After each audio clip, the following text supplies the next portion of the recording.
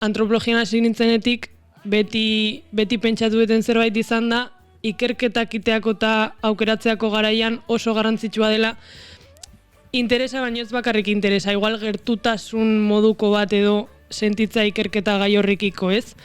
Zientzietan askotan gertatzen da, objektibotasun eta neutraltasuna bilatzen dela, ez? Eta justo nik uste dut antropologiak honi kontra iten diola pixkat, eta azkenean hori da, ez? Nik uste dut emozionalki implikatuta zaudenean eta emozionalki gauzak mugitzen izkizunean barrutikan ikerketa batek asko zobetu iten dezula, eta nik askotan hori aldarrikatzen dut antropologian ikertzailearen emozioak beti egoten direla eta egon behar direla ikerketa batean, ez?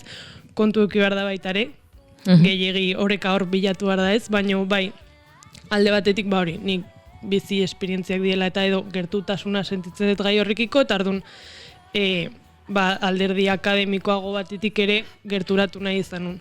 Eta gero beste alde batetik baitare, oaintxe gizartean bizi dugun momentuan garrantzizkoa den gai badela ere pentsatzen dut, ze, ingurura begiratuta askotan ikusten dugu kapitalismoak eta beste hainbat faktorek gero eta gizarte individualistago batera bultzatzen gaitu eta horrek sortzen ditu hainbat arazo dena gaude hor estres, ansiedade eta holako pila batekin, eta askotan baitaren nabaritzen dugun ikuste jendeak zailtasuna ditula orokorrean harremanak eta harreman osasuntsuak eraikitzeko, ez? Harremanak kudeatzeko, bai igual du lankideekin, lagunekin, familiarekin, bikotekideekin, eta orduan nik uste zaintzaren inguruan hitz egitea eta zaintza lantzea garrantzitsua dela eta beharrezkoa dela.